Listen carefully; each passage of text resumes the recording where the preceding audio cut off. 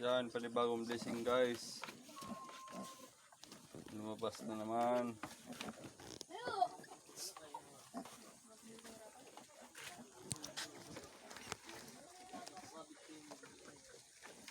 Ubus matalo na guys yung ano. Yung isa. Ayun na.